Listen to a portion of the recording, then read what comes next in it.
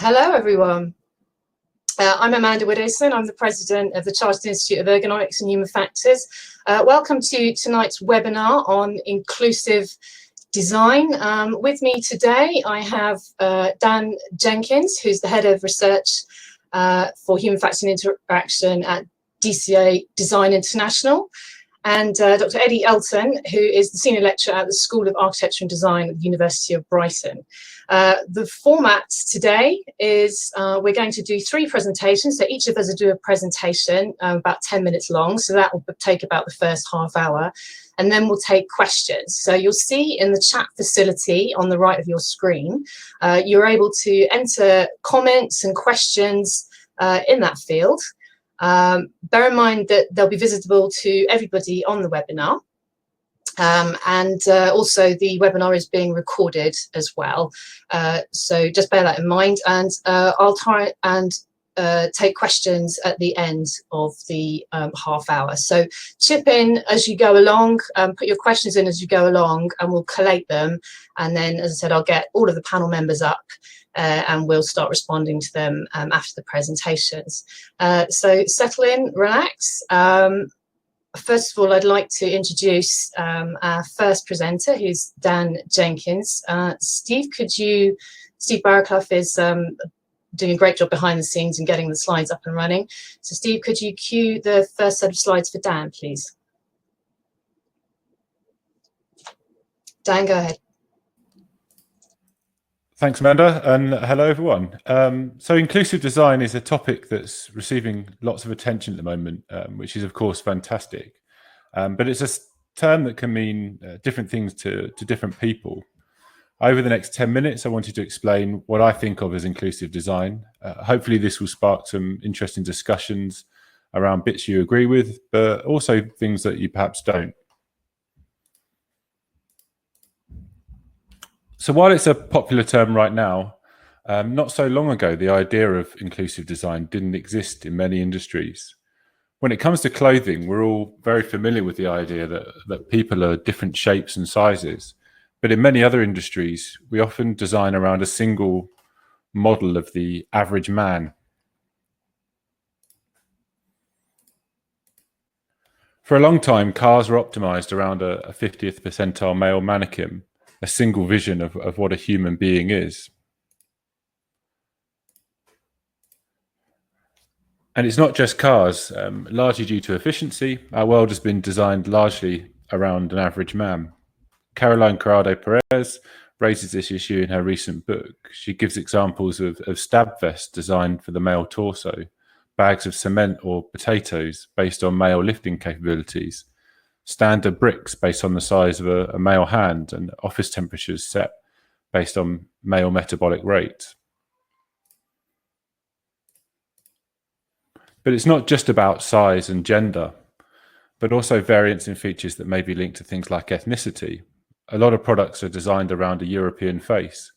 What happens if your nose is a different shape? How do we make sure we have this same level of fit and comfort? So we've designed a number of products in this space recently, and the good news is things are starting to change. We're now seeing specifications talking about global populations, talking about recognizing differences in ethnicity, but it's not always been the case. So when it comes to many products, then, it's clear that one size does not fit all. Inclusive design is about size and the variation and shapes of design. But it's also about shape, and we're changing shapes perhaps faster than ever. Many products that are now being designed we're now designing for masses of 350 kilograms, particularly in things like hospital equipment. And this also has, big implications for things like seat sizes and transport when we have people with much wider hips. And it's not just size and shape. Physical capabilities have historically had a significant impact on the way we design physical spaces. So one reason for us to care a lot about capabilities is that as we age, our capabilities change. and we're an aging population, and perhaps more importantly, an aging workforce. Many of us are likely to work into our 70s. As we age, we tend to shrink, we lose our strength, and we also see our senses deteriorating. And in terms of strength, it really is downhill from 40. There's one for you there, Eddie, whose birthday's tomorrow. In fact, it's more like mid-30s when we start to see this deterioration. So the graph here is for grip strength. We've got males on the left and females on the right. And we can see this peak at around 30, 35, and we start to see things dipping. And this is, as I said, this is for grip strength, but we could have a very similar graph for things like eyesight and hearing. We see this deterioration quite quickly down from 30. This is a useful prompt we use when considering design for diverse range of capabilities. It breaks down our capabilities in terms of sensory, cognitive, and physical. It's something that's prompted in the medical device standards. The physical elements are the kind of things we might naturally think about when we think about inclusive design. They cover off size, strength, mobility, and dexterity. Sensory capabilities also change between us, both on the capabilities we're born with and how they change over time. So things like sight, hearing, touch, smell, and taste. And then finally, our cognitive abilities, our memory, problem solving, communication skills, recognition, and an emotional state. And it's a really useful prompt to have this in front of you whenever you're designing a new product, just thinking about actually what demands is the product I'm designing at the moment placing on me in terms of these things in the outer circle. So coming back to the question then, what is inclusive design? For me, it's about designing for diversity. It's about the things we might instinctively think of, such as size and shape. But it's also about gender and sexuality. It's about ethnicity. It's about income and social class, education and training, our language and communication abilities, our cultures and customs, health and medical conditions, and our age. All of these things can influence how we're able to interact with the world and the services that inhabit it. So from an ethical perspective, the case for designing for a wider group is quite clear. Most of us want to live in a world where we all have an equal chance of engaging with society, participating in different activities, and living independently. But from a more commercial perspective, what are the drivers for inclusive design? Why should companies bother? Why should they invest in designing more inclusive products and services? Well, the motivations for inclusive design can be crudely divided into the carrot and the stick. And the really big stick is that in many markets, regulations and standards are a barrier to entry. So if you're designing many buildings and public transport systems, if you design, for example, rolling stock that's not compliant with standards, it's not going to get onto the rails. So it's fundamentally important that people take inclusive design seriously. But the ginormous carrot really is the fact that by designing more inclusive products, we're designing products that more people can use. We're quite simply increasing the number of customers for that product and service. What's more, in most markets, older customers hold a disproportionate amount of wealth. So much so that the Barclays Bank estimate that the purple pound, which is the annual disposable income of people with a disability, is said to be $1 trillion globally.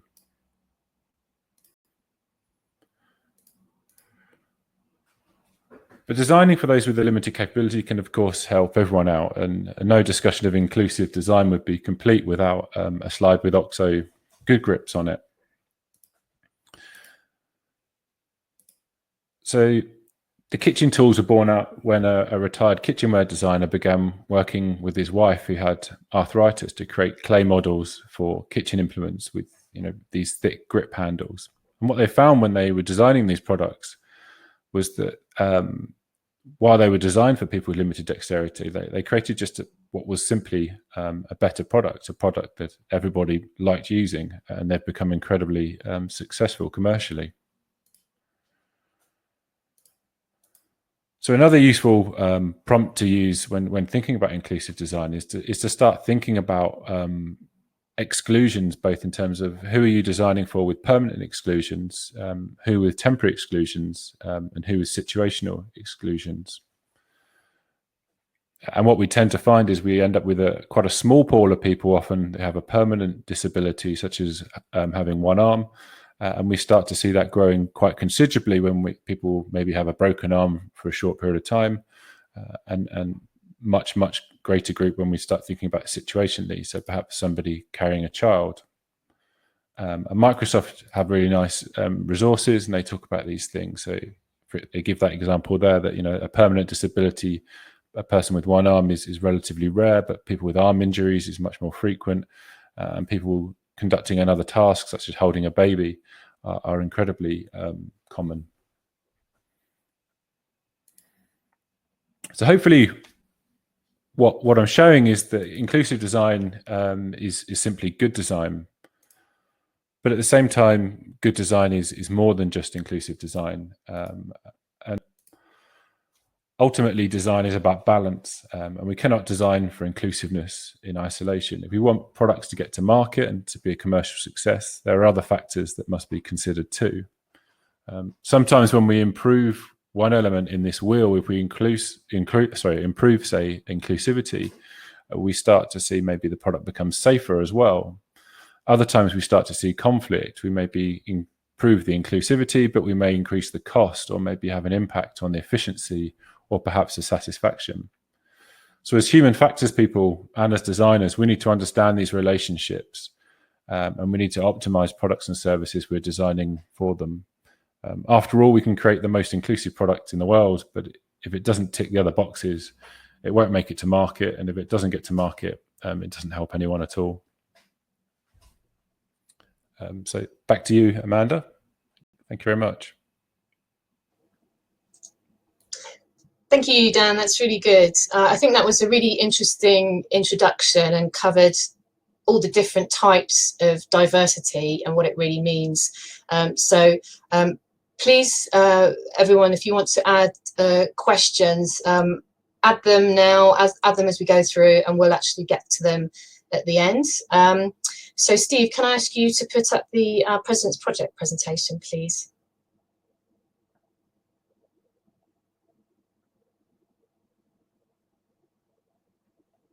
Thank you. Okay, so this one's me. Now, hopefully you've heard of this project. I really hope you have. It's called Design for Everybody, with a capital B on body. So I'll tell you a little bit about what I'm going to talk about today. I'll tell you about the objectives of the project, and then the background, why it came about, and then talk about the approach and where we're going with it in the future. Okay, so the objectives. Now, there are three main objectives. So really, we want to develop up-to-date anthropometric data to facilitate diversity in design, because we can't have diverse design if the data isn't up-to-date and isn't representative of our target audience. Now, we have a small budget. This is just an initial project. So we are looking hopefully to generate interest with this as well, to develop more measures and to have a kind of a more comprehensive, larger project if possible. But thirdly, it's about increasing public awareness of what we do, or one of the things that we do in human factors and economics. You know, and hopefully that will ultimately have the aim of increasing the demand and the uptake for human factors, because I really think that we can benefit society with this, and you know, we need to be doing more. So those were kind of the main objectives of this project. So the background, actually came up with the idea kind of October last year, so nearly a year ago now, and it came about because I felt that the anthropometric body size standards out there needed a bit of an update. I mean, they do get regularly updated, but they needed a bit of an update. And I wasn't convinced that they were really as diverse as they could be. I wanted to see more evidence. How do we know that that data is really representing our target audience? So some of the standards there, you've got DEFSTAN 00251, the Anthropometry Technical Guide, is what is used in the defence sector, and it's a very useful guide containing statistics, body size statistics for the armed forces. It is due an update, but one of the things that struck me was it was based on a sample of 311 women and 2,159 men. Now that probably reflects the relative proportions of men and women in the armed forces, so it's no criticism of the standard itself, but it does mean that we've got quite a limited data set for designing equipment around women in particular there. And in terms of ethnicity, it does have Gurkha data, so Nepalese data, but that was the limit as to what was specified. So it was unclear. I kind of felt I needed more evidence of diverse data sets and different, to cover ethnicity as well as gender. Then you've got ISO TR 7250 Part 2. Now this is a more up-to-date standard, but it doesn't have any UK data in it. And then adult data is another great one that was done, and I couldn't believe, made me feel old. I think it's approximately 20 years old, this one, so it's pretty old. There was some data that was updated on PeopleSize 2020, so literally this year includes 2018 data, but it's not reporting ethnicity or sex sample sizes. So that was some of the reasoning for the project. Also, it's that public interest. So there's that book again that Dan just mentioned, fantastic book by Caroline Criado Perez. Sorry about if it's a bit fuzzy looking then, the picture quality. There's a lot of public interest in the gender differences, in particular in that book, in terms of designing.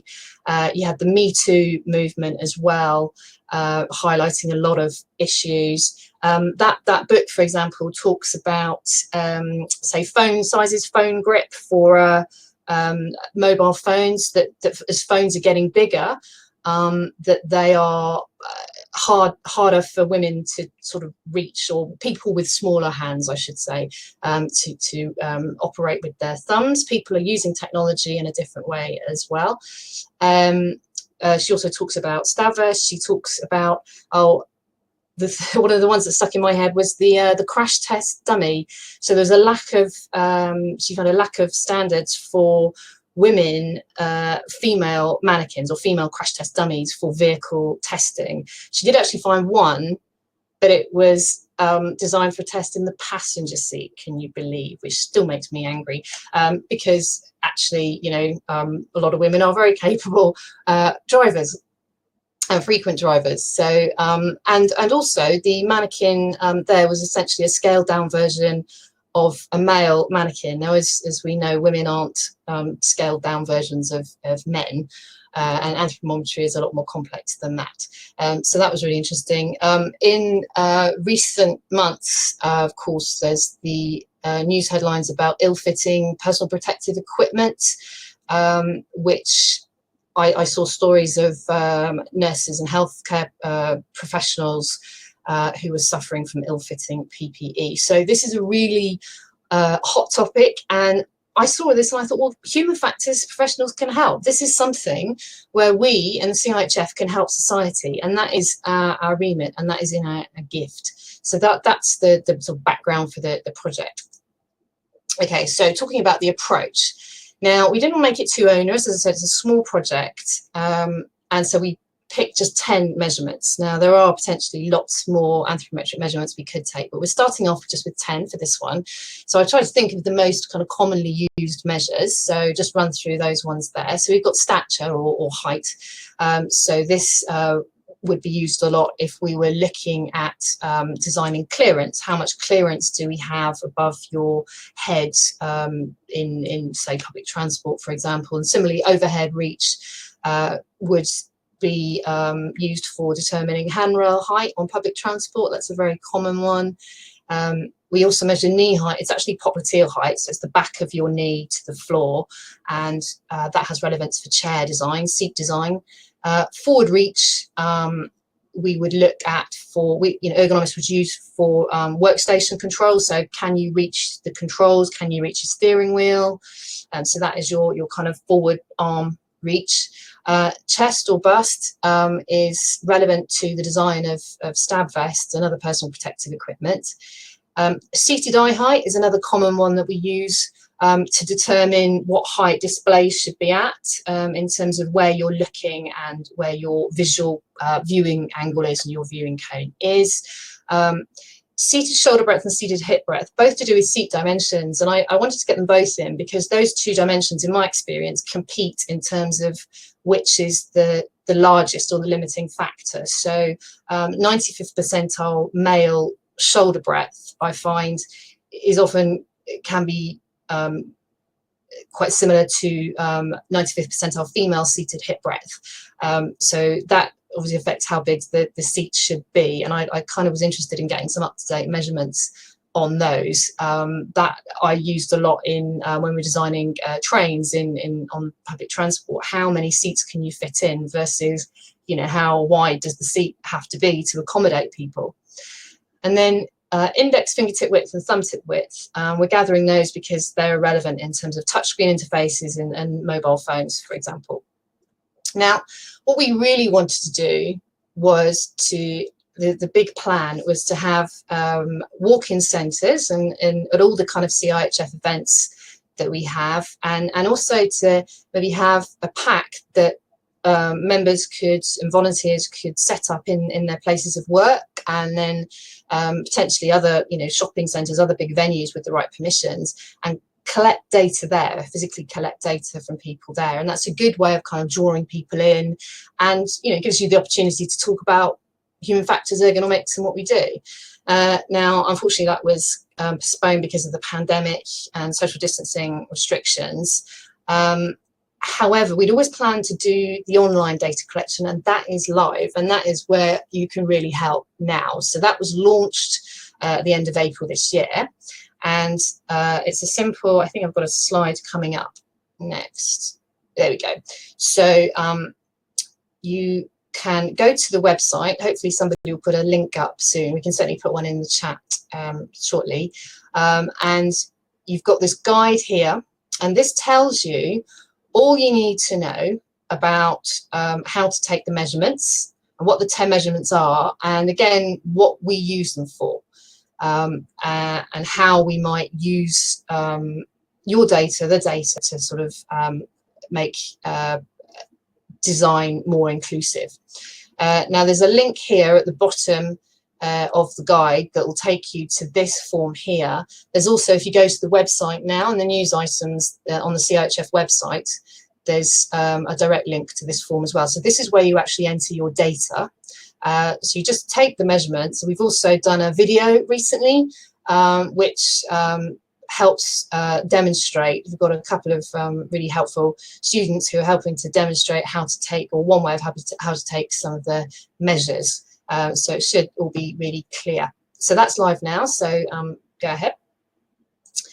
And what we also wanted to do, because we were looking at a lot of self-measurement at the moment with, during the pandemic particularly, and with people taking measurements at home, we decided to do a bit of reliability testing. So we sent this form to members of the council, the Board of Trustees of the CIHF, and we're still collecting that data at the moment, still awaiting results. But I did it with my partner, and each person takes 2 sets of the 10 measurements over at the same time every day over a period of 10 days. So we're kind of comparing those repeated measures, and we're going to look to see how well they correlate and how consistent the measurements are.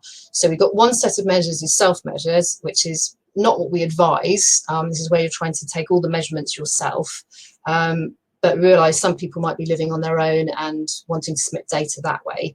So we thought we'd test that as well. And then the advised method is if you can get a member of your household to help you take the measurements, then that's the assisted measurements as well. So we're still collecting that data. So we'll let you know how that goes. But that should give us a view as to how reliable the results are. And then in future, where are we going with this? Well, we're planning to, we'll let everybody know the results of or where we're at sort of early next year. So wherever we're at in terms of the measurements that we've got, it obviously depends on how many measures people submit, and or how many people submit measures rather. But then we'll be updating that. Eventually, we'll be able to use the data if it's valid and there's enough of it. We can use it as a guide for members, and we'll also use it for public promotion again of what we do. There'll be some more comms around that, and as I said at the beginning, seeking sponsorship maybe to do a bigger set of data. Now, this data collection at the moment does rely on people to have a tape measure and take their own measurements. I realise there are more sophisticated measures out there. We just aren't blessed with a big budget at the moment.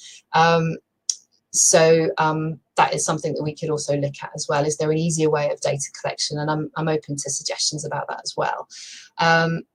And then in future, when social distancing restrictions allow, we are still planning to do the road shows and the events where we will be taking measurements of people who volunteer.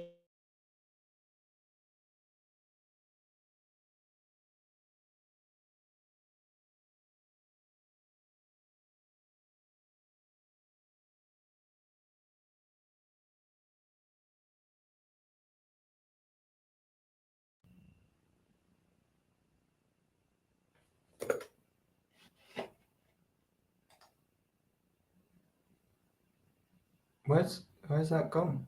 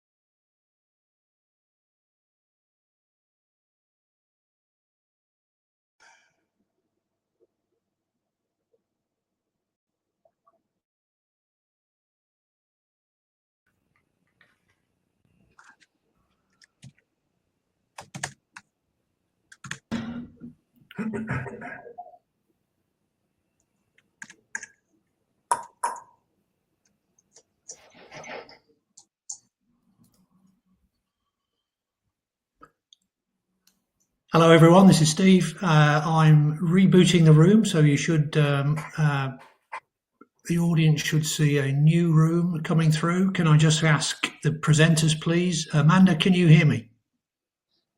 Yes, I can hear you, Steve. Okay, thanks, Amanda. Dan, can you hear me, please? Yeah, I can hear you. Can you hear me? Yes, I can, thank you. And Eddie, can you hear me, please? Hi, Steve. Yeah, loud and clear. Great, thanks very much indeed. Okay, we'll resume if we may. I'll reload. Amanda, would you like me to reload your slides? Yeah, where did we get back to? where did we get to on my slides before it froze? We were pretty much towards the end, I think. Let me bring them up now. Okay.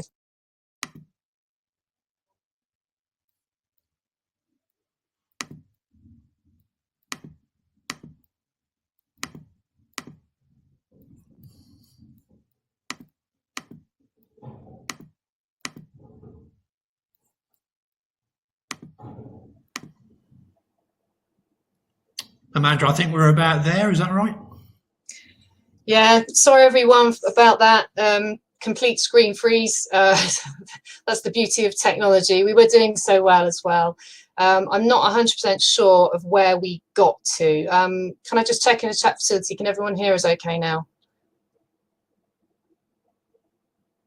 Okay, there's some yeses coming up. Fantastic. Okay, all right. So apologies if I'm going over things again, because I'm not sure. We're on the last slide. Was it the last slide? Okay, I think we're on the last slide when it froze. Okay, all right, so I'll just go over this again. So the data collection report is planned at early 2021, and it's to we'll use it to raise public awareness of the CIHF and what we do, and to seek sponsorship for more work. Now, the really exciting thing, I think, is that we're planning to make a pack available for volunteers to take measurements in workplaces when social distancing restrictions allow. So we'll use this, we'll run it at CIHF events as well, when we can have live events. Or face-to-face events, but I think that would be really exciting, and anybody that's interested in that, just let the Institute know, let us know, but obviously that will have to wait on government restrictions. But as I said before, the online data collection form is live now, and has been for a while, and we've just updated the materials that go with that to make it a bit easier to submit data. Now, I know it's a little bit onerous having to take the measurements, but I did it. It only takes about 10 minutes tops, and it is really useful, and it's a great way, I think, of allowing us to have that data so that we can ensure that products and equipment are designed to fit real people. So I appreciate that. So sorry about the technical issues there. So that's my presentation for now. I think I'll hand over to Eddie. So Steve, can you bring up Eddie's presentation, please?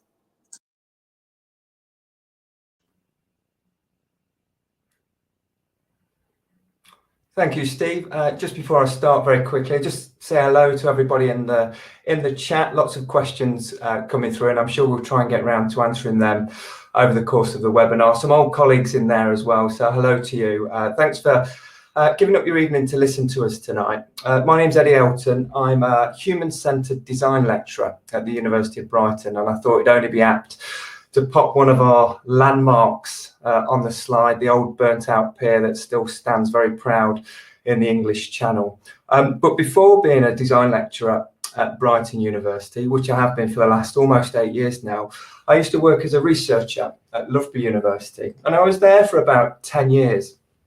And during those 10 years, for 6 of those years, I worked on inclusive design research projects. They was with the University of Cambridge and the Royal College of Art. And a lot of the work that we did on those projects focused around this British Standards definition, which is a great definition, and there's lots of meaning within it. So the definition most people point to when we talk about inclusive design is the design of mainstream products and or services that are accessible to and usable by as many people as is reasonably possible without the need for special adaptation or specialized design. So inclusive design for me, and the way I've taught it and researched it, has very much been looking at mainstream products and what you can do to enhance the accessibility and the usability of those products to include as many people that is reasonably possible. So the first project that I worked on, iDesign 3, was very much focused on developing tools for designers to help them make conscious design decisions about how many people are included and excluded as a result of their design decisions. And the project that I worked on after that was called DOT, Designing Our Tomorrow, which was very much looking at putting a scheme of work into GCSE level schooling to get young school pupils to think about designing for diversity. And that's a project that Cambridge University have carried on with up until this day.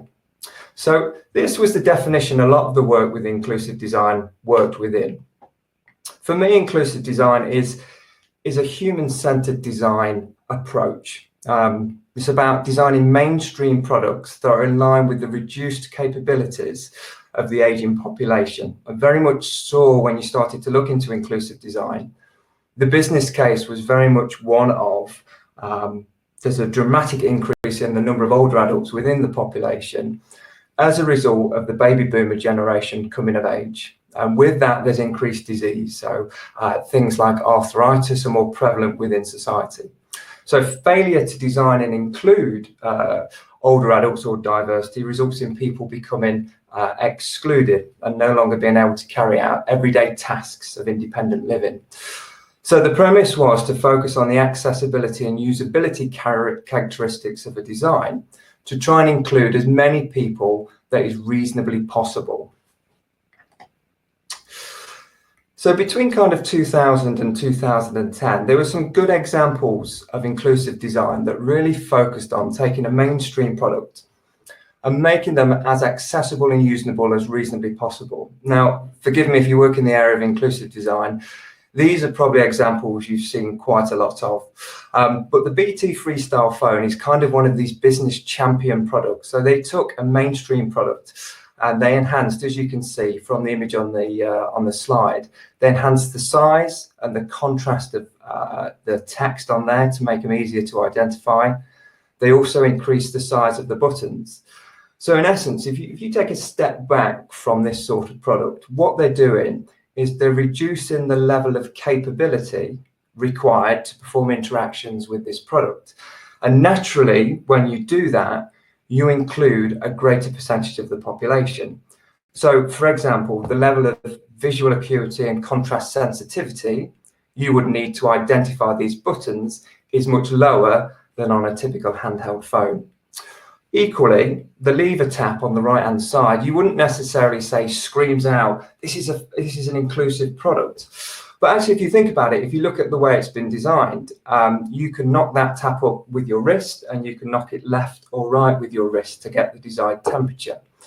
So what that does from an inclusive point of view, it reduces the level of capability or the level of dexterous demand placed on users. So, for example, if you remember the old twisty taps, so which you had to pinch and twist, which were particularly problematic for people with arthritis or dexterous impairments, here you have a solution that requires quite a gross movement and very little force. So naturally, through reducing the level of capability to use a product, you naturally include more people.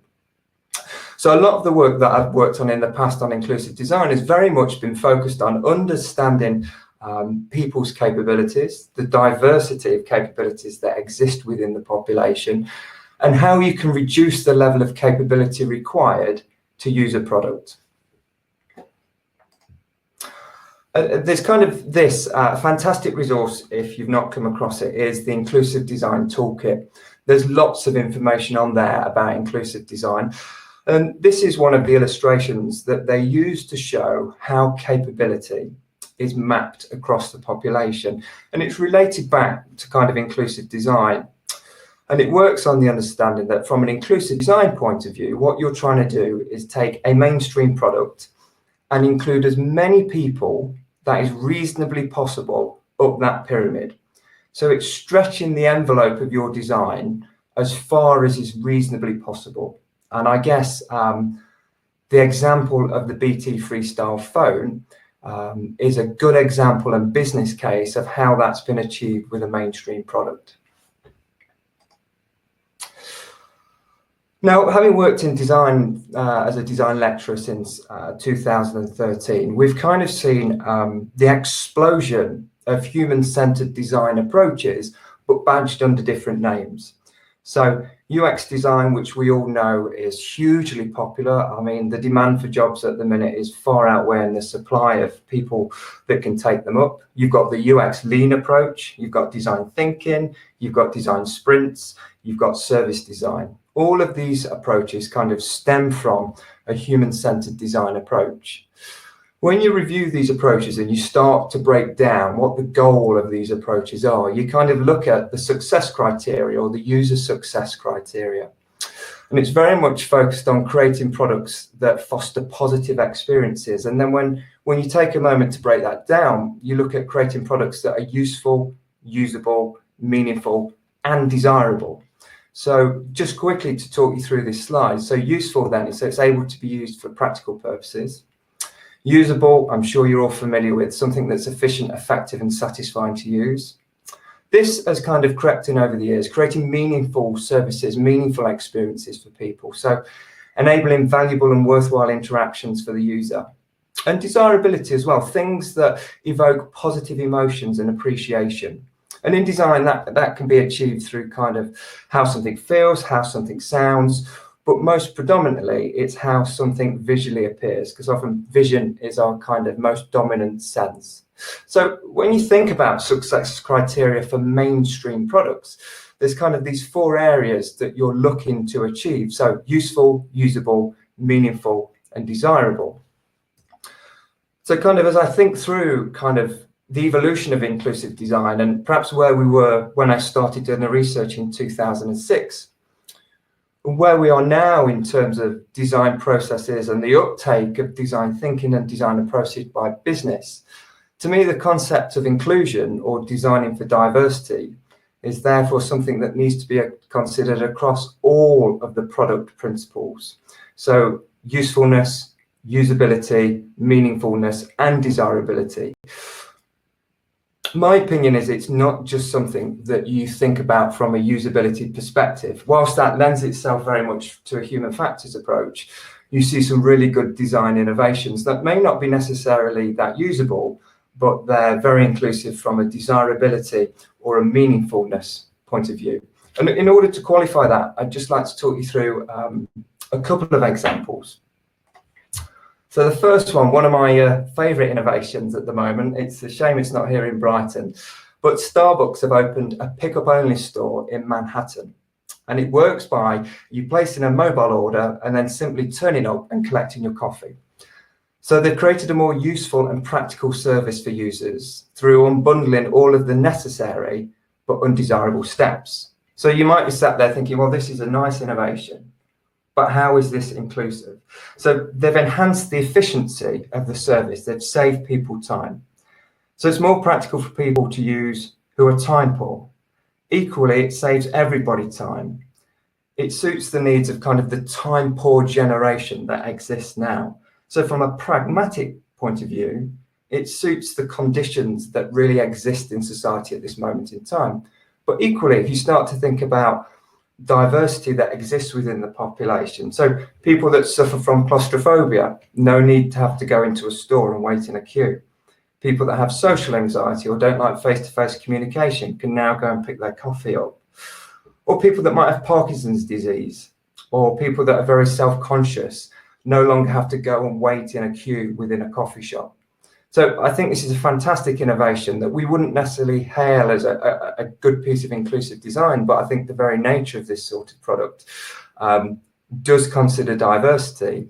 And as a result of that, I would definitely badge this as a good inclusive innovation that we're seeing in the marketplace. Another example of a financial institute that's enhanced the meaningfulness of their service. And by enhancing the meaningfulness, I mean enhancing the safety control and the confidence users have. So Lloyds Bank have done a lot of work recently about enhancing the control and safety users have over their transactions through making them easier to identify. So if you just take a moment to have a quick look at the image on the right-hand side, if you bank with Lloyds Bank now and you go through a credit card statement and you're not quite sure where you've spent your money, you can then click on this drop-down menu that will give you all the information. So they've enhanced the meaningfulness of such a service And you might say, well, how's that inclusive? Well, if you take, for example, like myself, an elderly parent who's quite skeptical about using online banking, you can see how enhancing the meaningfulness of that service, so enhancing things like the user confidence, the user safety, the user control, it takes into consideration those varying mindsets and fosters confidence. And as a result of that, it considers the diversity in it and more people become included and using the service.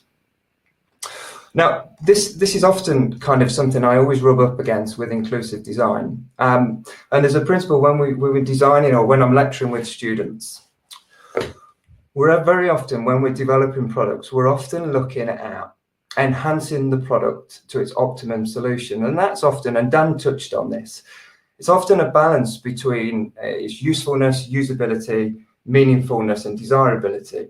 And very often you'll find if you enhance one aspect of the product, it sort of decreases another aspect. So Apple's a great example of that, where they've enhanced the the desirability of a product, but then it decreases the usability of a product. And so one of the things I talk about with the students is the aesthetic usability effect. So it's the tendency to perceive attractive products as more usable. And people tend to believe that things that look better will work better, even if they aren't actually more effective or efficient. So users are often prepared to tolerate usability issues for desirability gains. And it's not something that I've seen come into the inclusive design debate over the years. It's been very much focused on usability and accessibility, where I don't know any older people that want stigmatizing products. So an example of that is my mum recently wanted a walking stick, and it was really a battle to try and get her to have one because she didn't want these old these wooden walking sticks that made her look like an old woman. And so we had to hire, we had to buy something off the internet, one of these extendable composite walking sticks. So, and I've never come across kind of anybody that you would consider to have impairments that want products that scream, you know, I'm older and I'm impaired. So within the inclusive design debate, I think usability and accessibility are key components of developing inclusive products. But I think all too often, people forget about aesthetics, people forget about the meaningfulness of a system or a service. So I guess all of them things considered kind of leads me to kind of my final kind of concluding thoughts, I guess, on the debate of this. So what makes inclusive design inclusive? So one is understanding the diversity and the target population. And the other is responding to this diversity through informed design decisions about a product's usefulness, usability, meaningfulness, and desirability. So boiled down into its simplest form, I think it's about making evidence-based design decisions and being aware of the compromises you're making to a design and the exclusion that results of those compromises. I think that's why I'd like to leave it. Thank you for your time and thank you for listening. I will now switch my webcam off and hand back to Amanda. Hi there. Right, thanks. That was really interesting. I was really interested in the aesthetic usability effect as well. So perhaps we can chat more about that later. We're now going to go through some of the questions. So can I ask my fellow presenters to switch on their cameras and microphones when we're asked a question? Thank you. Okay, right, now I'm going to do my best, everyone, to scroll through. Okay, so I think I saw, now apologies, I did see that because we crashed earlier that some of the questions have been lost. So I see that you've been posting them up again. So if you haven't already and you think a question was missed, then please post it again now. The first one I'll take from Harriet Morley. Hi, Harriet. Yeah, is this CIHF initiative linked in any way to the standards, or is it primarily a way of promoting HF and human-centered design? Both. So we are looking to produce a guide out of this. So we'll produce our own guide. If it works. I've seen some of the BSI comments as well. If it works to collaborate with somebody else, that's great as well. But we are planning to produce some usable guidance, but that is obviously dependent on how much data we get and whether we can get enough data to make it valid. So I hope that answers that. And then a question from Ruth Sims. Asked why is, I'll put this to Eddie and Dan, so chip in. Why is the need for inclusive design still an issue when it's been discussed for 20 plus years? Why are we not managing to convince design professionals? Any thoughts, Dan and Eddie? I think it's a good question. I think we have come a really long way. When you look at the way products were designed 30 years ago, there was some gaps. They've always been pioneers, even back to sort of 1950s with people like Henry Dreyfuss, who talked about designing for people. There've always been this really good elements of design. There's always been designers who aren't taking it seriously, that follow aesthetics first. So I would say historically we've done a really good job on people of different size and different anthropometry. And also we've done a great job on aging. I'd say there's still more to be done in those areas, but there's also huge challenges on some of the other areas we talked about, on designing for diversity, on things like ethnicity, on culture and customs that haven't been approached in quite the same way. Thanks, Dan. I think there's a couple of things within that. I think it's a good question. And it's interesting kind of how sustainability, particularly in design, has taken over. What with the protests that have been in London and all about the carbon emissions and everything, that's kind of within design very much we're seeing about design for recycling, minimizing energy use. So there's been a big focus recently. I guess design sometimes kind of follows the political agenda. So sustainability seems to become kind of the buzz area within design. I'd argue that, I guess, there's a much greater selection of products within the marketplace today, but you don't quite get the arguments being made quite in the media about inclusive design that you do about other topics that impact on design. So the sustainability thing seems to be the issue that most design companies are focusing on now. And there's something called greenwashing as well.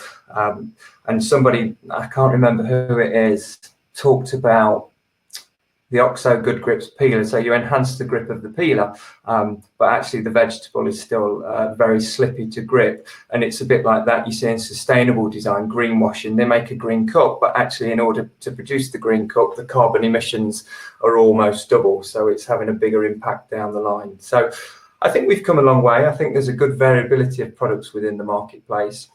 I've certainly not come across the same uptake for sustainable design that I have inclusive design.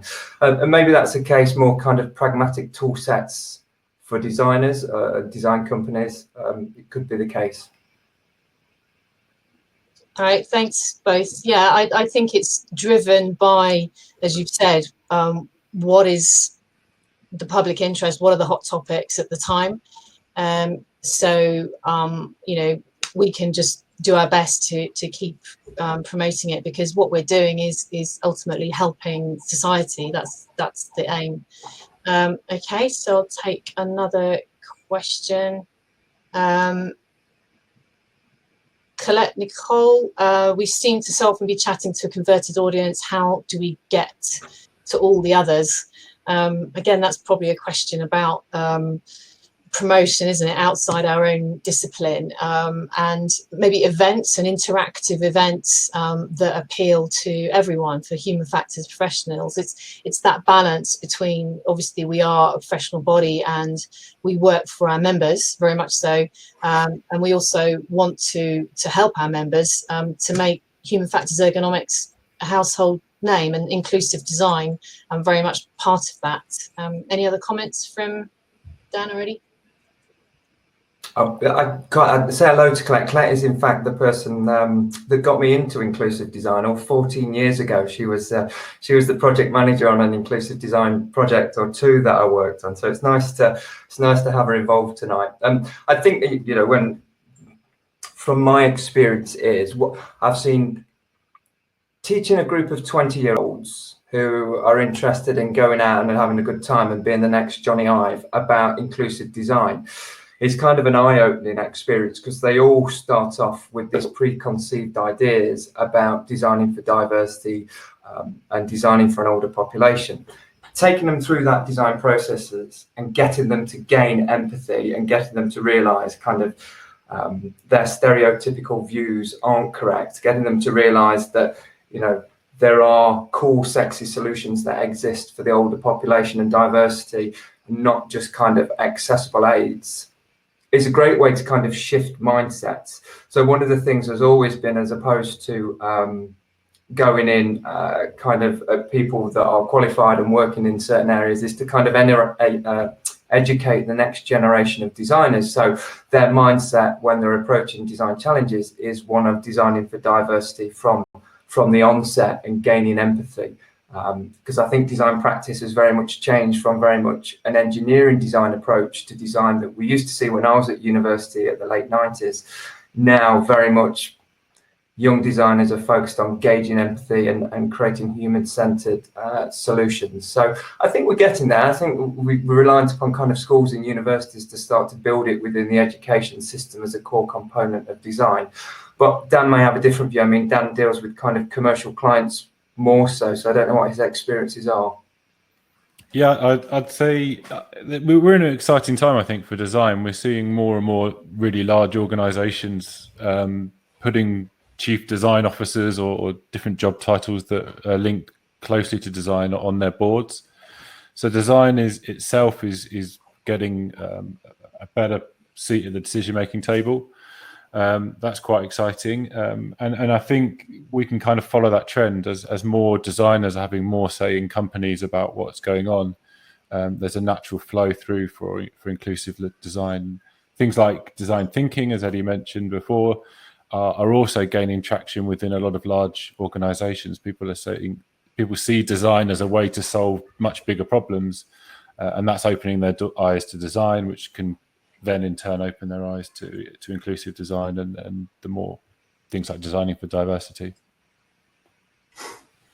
Yes, I think terminology is an interesting one, isn't it? And branding, design thinking is and UX and human factors often have similar goals. Okay, thanks for that. I love this question from Duncan Robertson here. It says, possibly a provocative question, but how is inclusive design different to user-centered design or the application of ergonomics principles to design? Is it a different name for the same thing or for a different audience?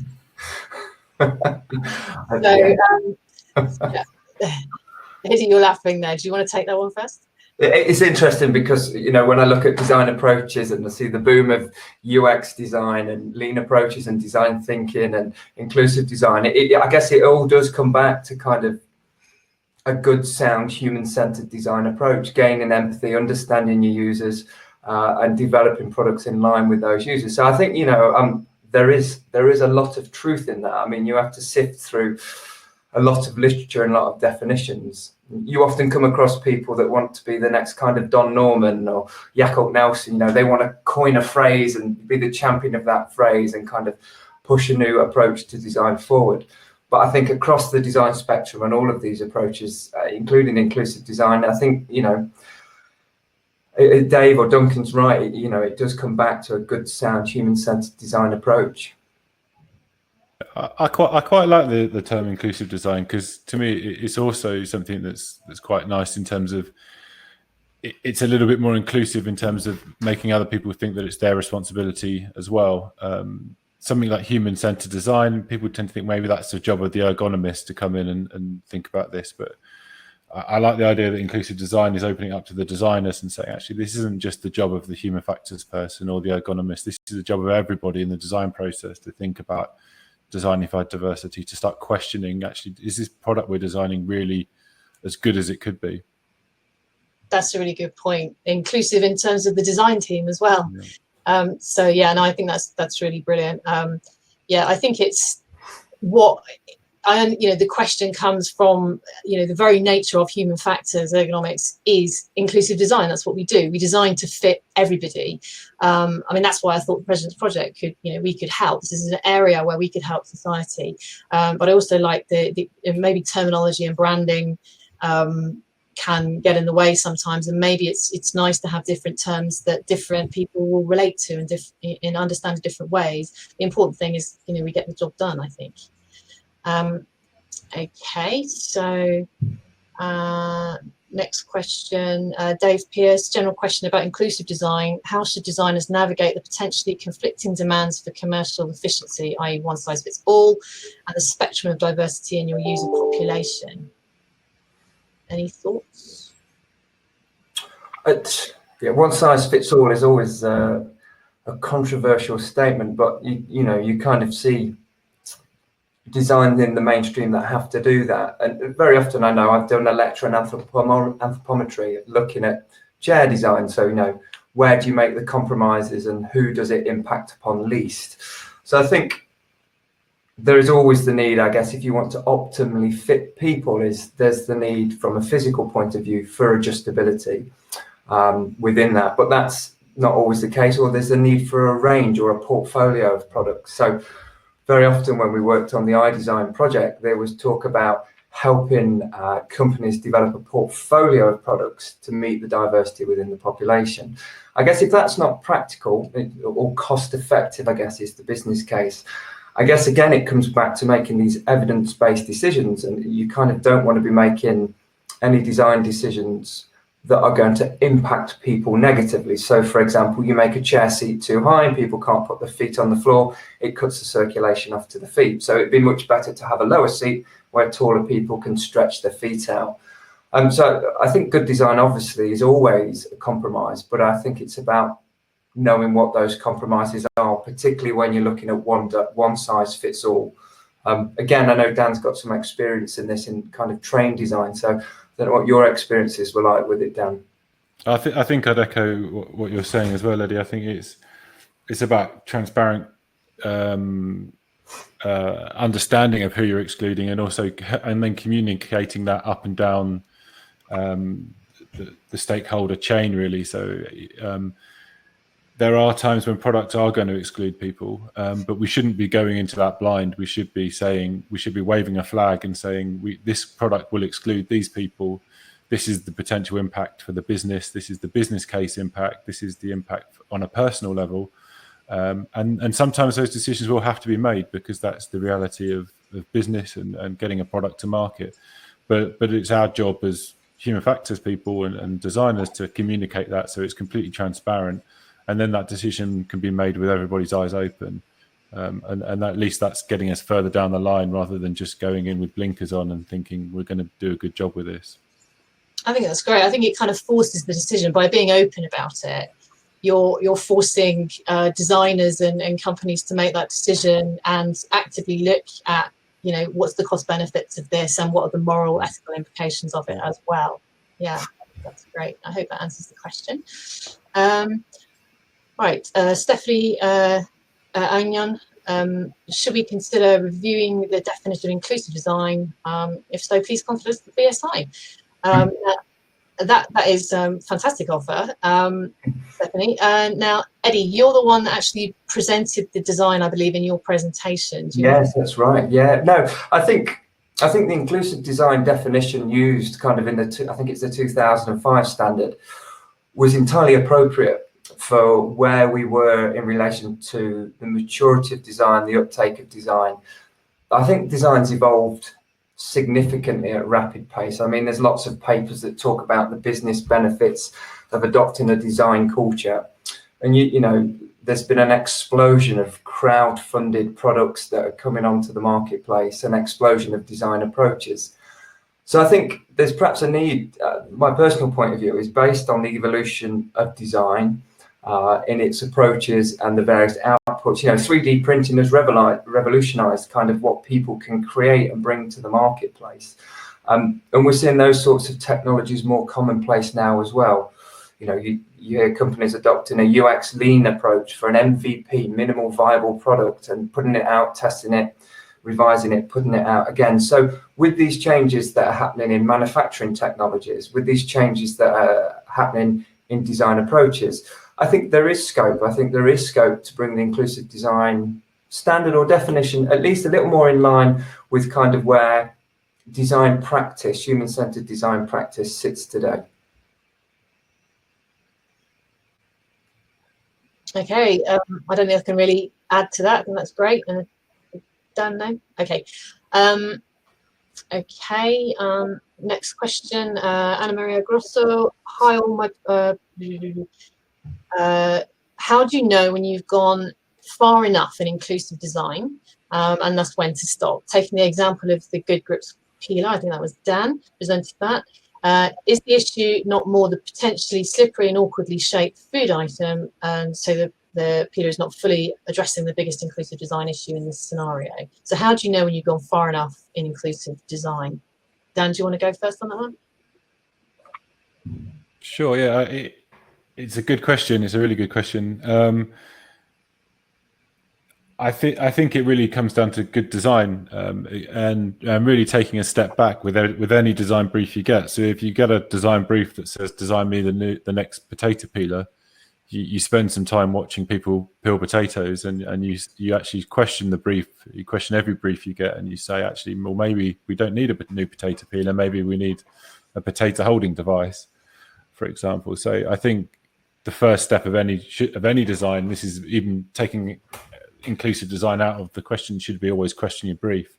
Watch people, understand how the product's being used, question every constraint, and revisit the brief. I think I'm not sure that answers the question, but it's a good question actually. How do you know when you've gone far enough? And yeah, it's very often something I've talked about with colleagues over a coffee, and I'm not sure I've got a definitive answer on it. I guess the definition is really helpful. Is what you can reasonably do. So I guess you're looking at the envelope in which you're designing a solution for, whether there might be cost constraints or manufacturing constraints, size constraints in terms of shipping or boxing products. And I think it's looking at working within your constraints, but looking at what you can reasonably do. So I guess the BT Freestyle phone, what could they reasonably do so they'd kind of enhance the interface to its maximum size potential and the font to its maximum size potential within the limits of that product. So they could have completely redesigned the phone to be much bigger, but then you would say, well, was that reasonable? So, and the term reasonable is obviously subjective, but I guess it's what you can reasonably do within the constraints in which you've got to produce a product. And those constraints, whether they're time, cost, money, size, shipping weight, will always exist within commercial mainstream design. Yeah, it's really good summary of the cost benefits considerations, really, and it's all we can do really is try and better understand what those costs and what the true benefits are, I think. And I think it's probably task dependent as well. It depends on what the product's for. Is it a piece of equipment that is used in a safety critical sector? Is it something that's available for the public? So I think what is cost effective and when to stop in terms of inclusive design does depend on the system. Ideally, from an ergonomics point of view, we'd go as far as possible from a qualitative point of view, but obviously we realise in the commercial sector that's not always realistic, unfortunately. Okay, bear with me while I look for another question. A few comments there, thanks for those.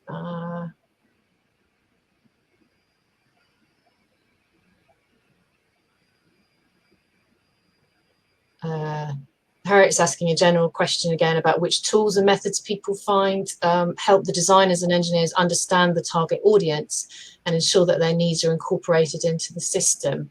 I think anthropometry standards are some of those things. That's one method. Obviously, the physiological side isn't the only side of it. Anyone else want to chip in on that, Wally?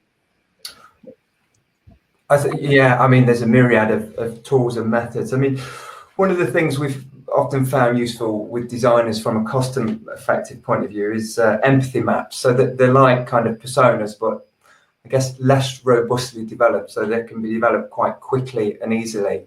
And you can find templates of them online. You know, what's the user saying, what they're thinking, what they're doing, what's their ultimate goal. So empathy maps are always a good starting place to kind of bring everybody on board and create empathy and you can kind of then draw insights out of your empathy maps. Your insights, your human-centered, design-driven insights can then form kind of opportunity statements. So how might we statements, which then fuel the innovation process. And very often now you'll see in creating solutions, this UX lean approach of build, test, build, test, build, test.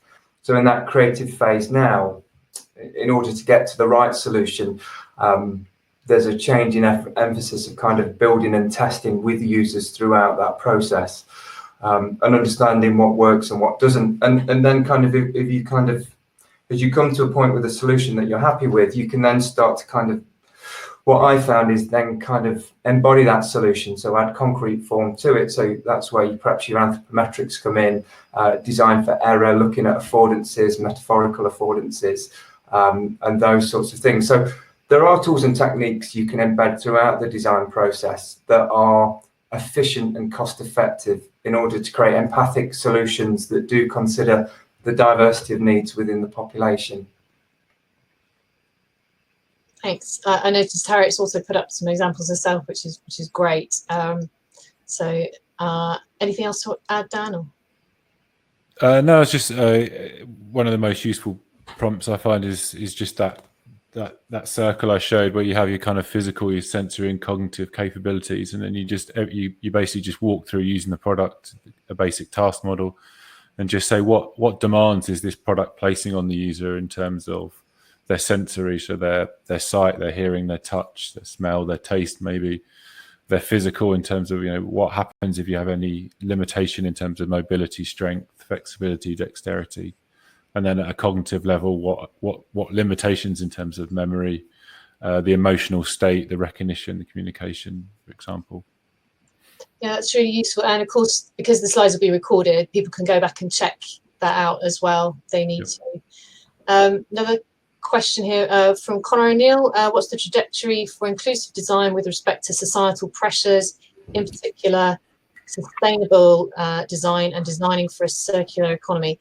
So I think, Eddie, you were talking a lot earlier about the greenwashing and societal pressures there.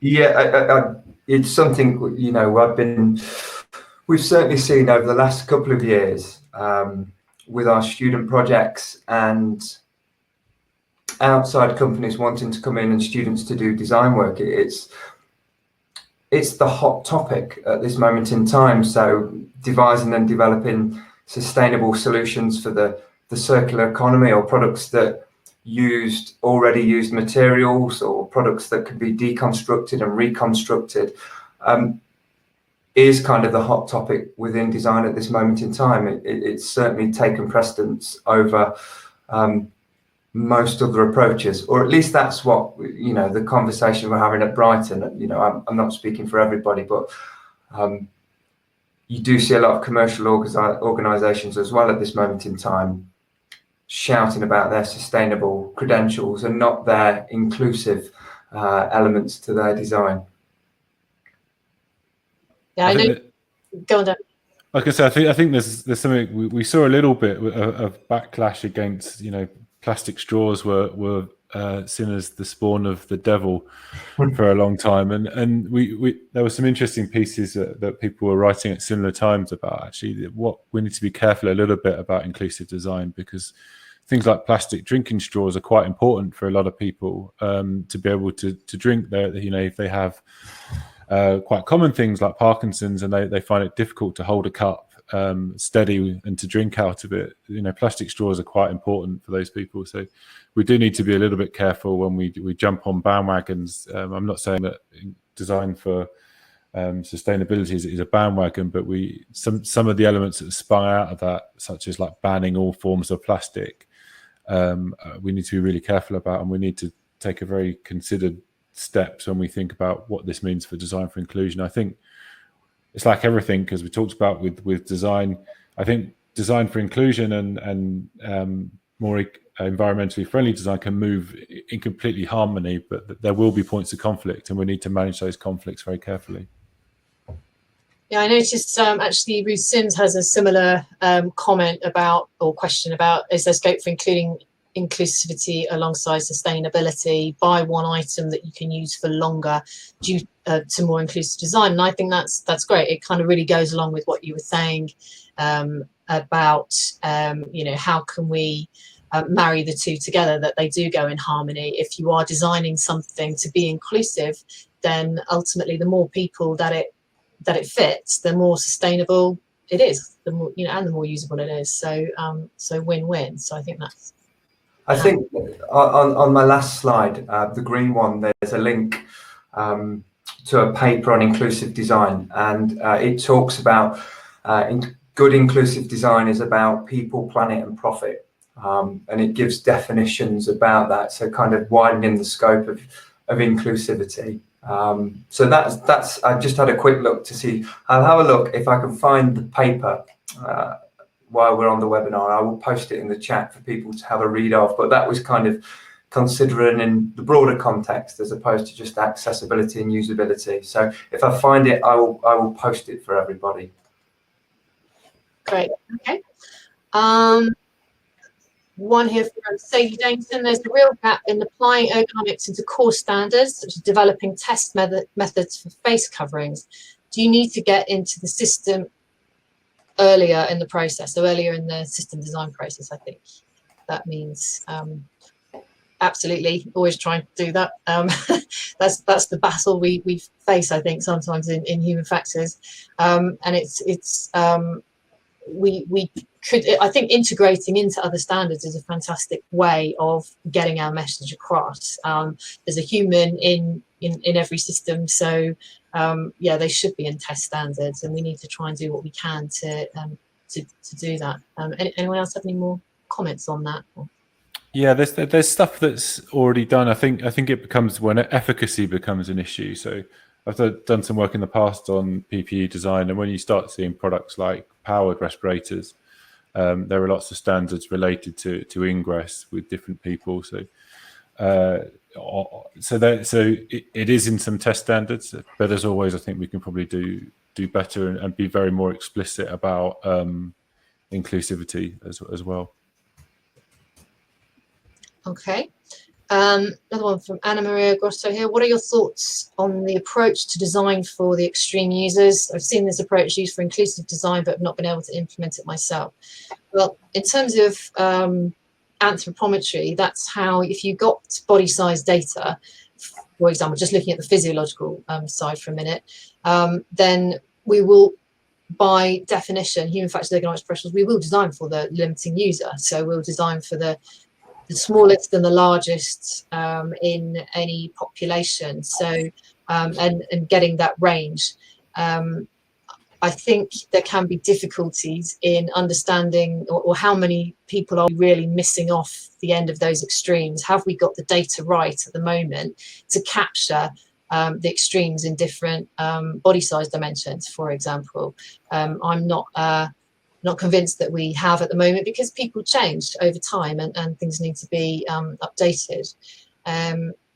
Any more thoughts on the panel? It's obviously not just a question about anthropometry, but I think we just need to be really clever about the way we do it. I do a fair amount of work in mass transport design, and we can't just simply go as simple as, you know, people's hips are getting wider, let's make every seat 500, 600 millimeters wide, because you just can't get that many seats into things like trains or planes, and there's also this really strong driver for more seats, more capacity. So what we need to do is start thinking about clever adaptation. So if people are very, very wide, let's design seats that the armrest can fold up and somebody can comfortably straddle 2 seats. let's make sure that when the armrest folds up, it goes back in such a way that it's not in the small of your back for the whole duration.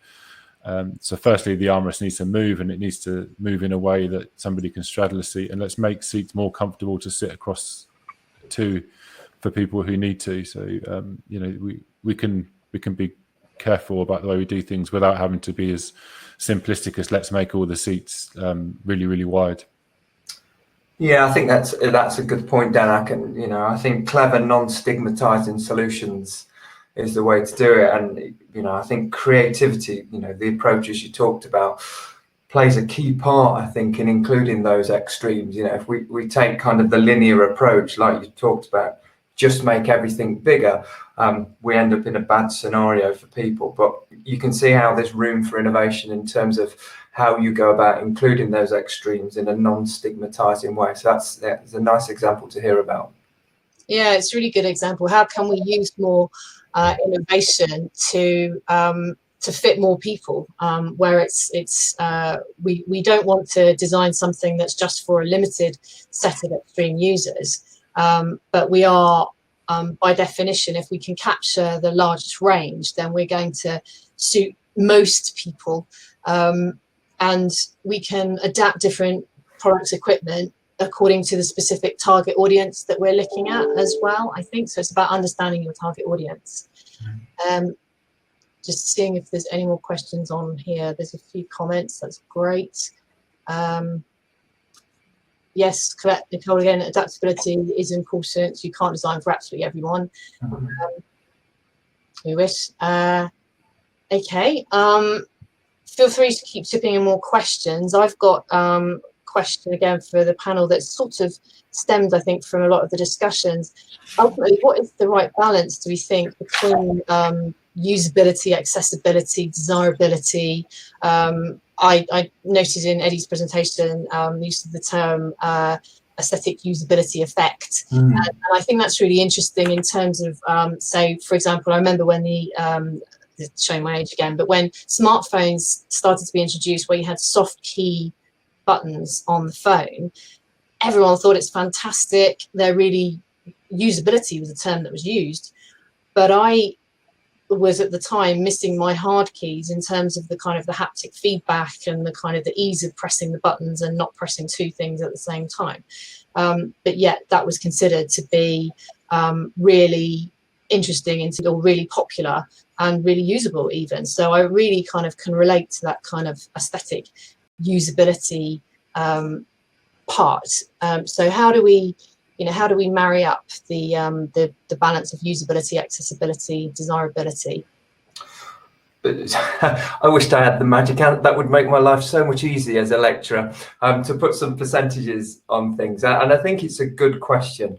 I guess the point, I mean, it's all context dependent, user dependent. I mean, some of the things we've started to develop with the students is vision statements. So task goals, experience goals, context. And I think once you understand, one, what the user wants to achieve, and two, how they want to feel, and the context in which something is going to be used, you start to get a good understanding of how those different design parameters start to weigh up.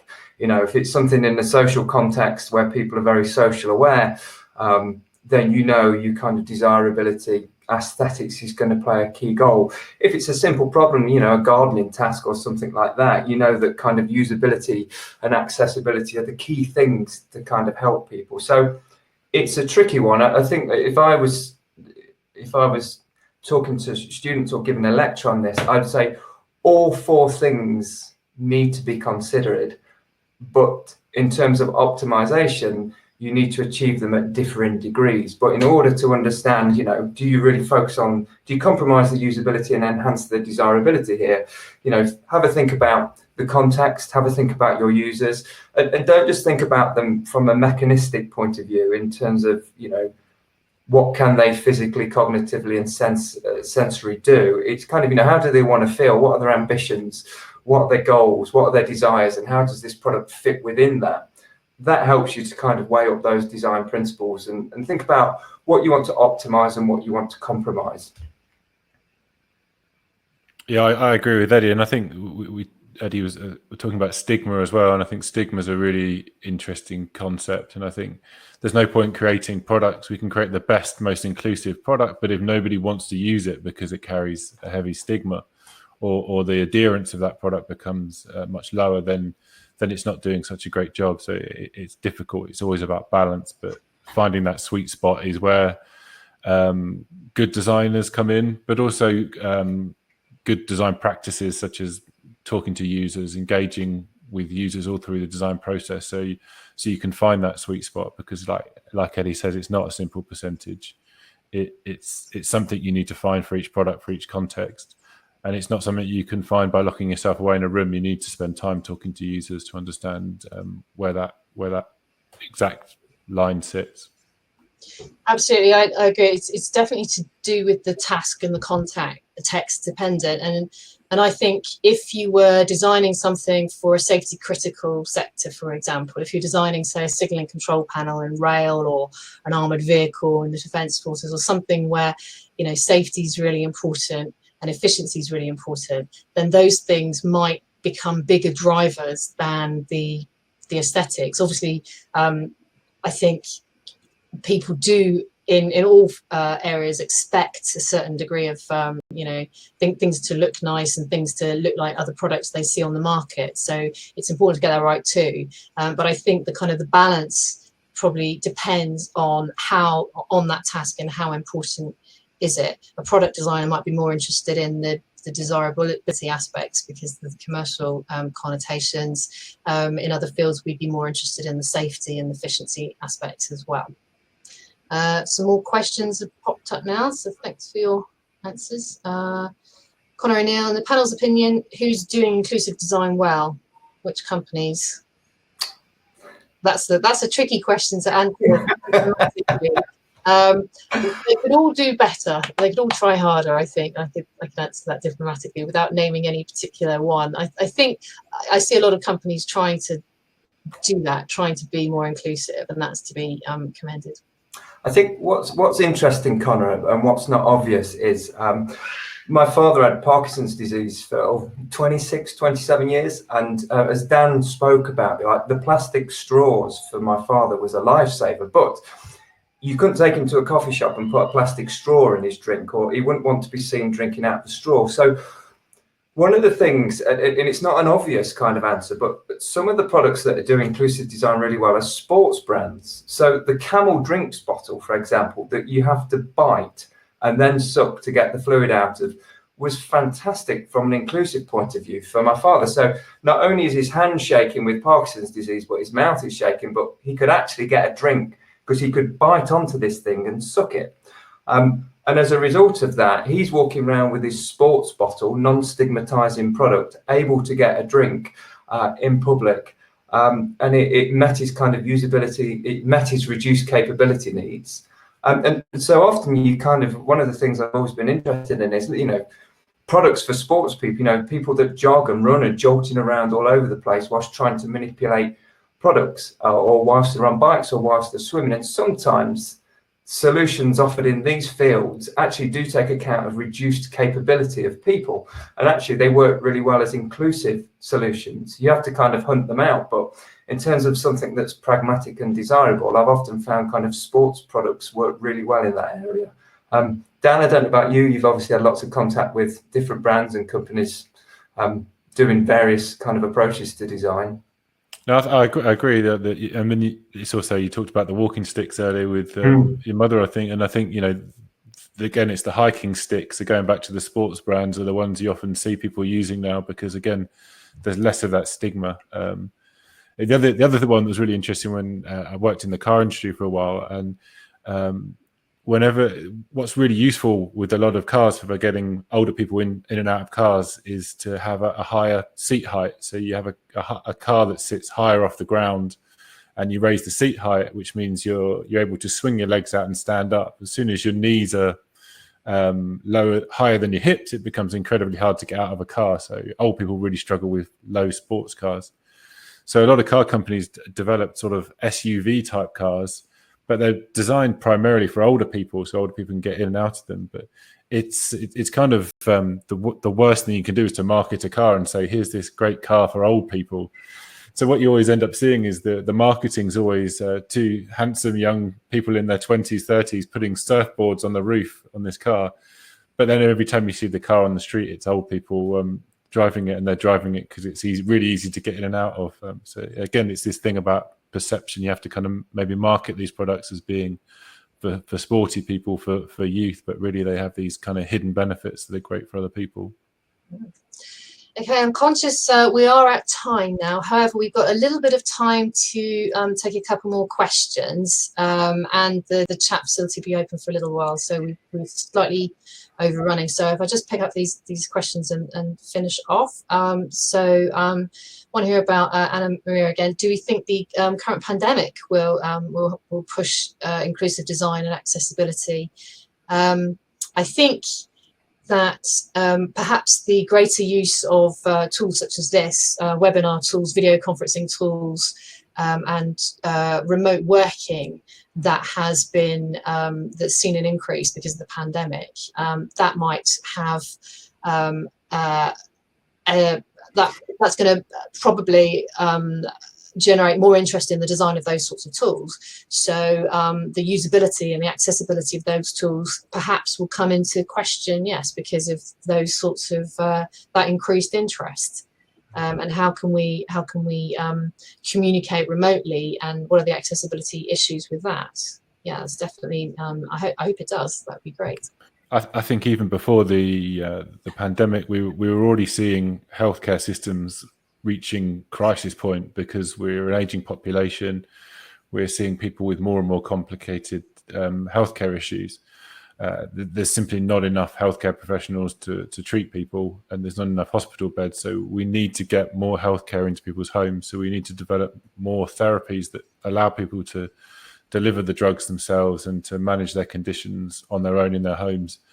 And I think the pandemic has just really highlighted the importance of those activities. We need to take more and more pressure off the healthcare. We were running at capacity, and then something like this hits us, and we realise, how really stretched the healthcare system was. Mm-hmm. So we need to find ways about getting smarter. We need more people to be taking more care of their own healthcare, more in their homes, and I think that's where inclusive design comes in, because these people often have complex health conditions.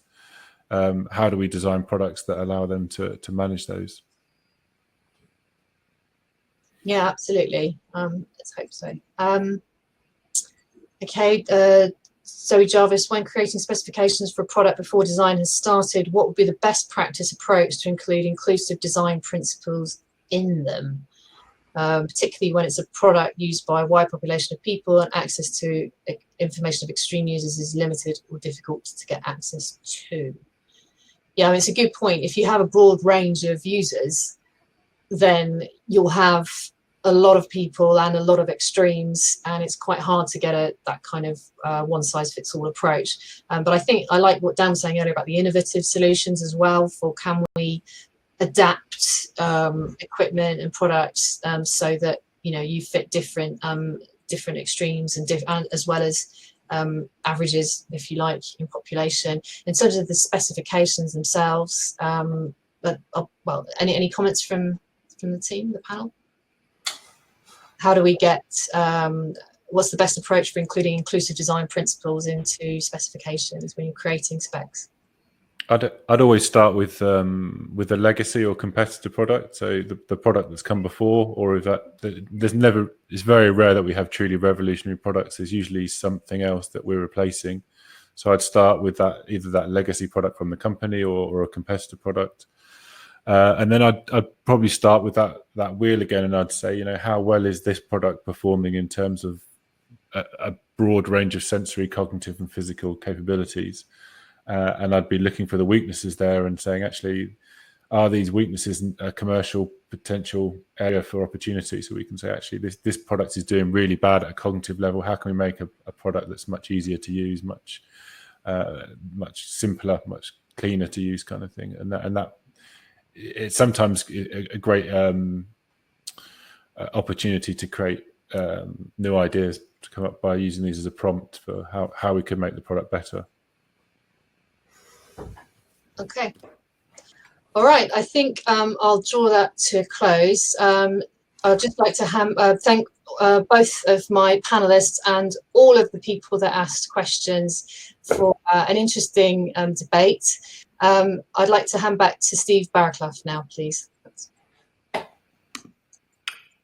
Amanda, thank you. And to Dan and Eddie also, thanks for putting time not only into delivering this session, but also into preparing for it. So thank you on behalf of the Institute very much indeed.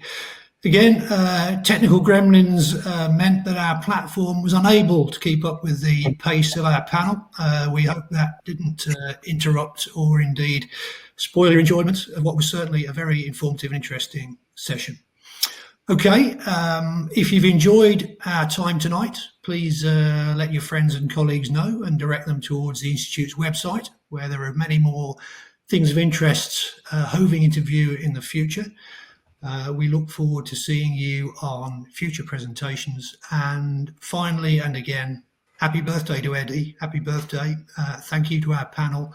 Thank you to our audience for being with us. We look forward to seeing you on a future session. Thank you, everyone, and bye-bye. Thank you. Thank you.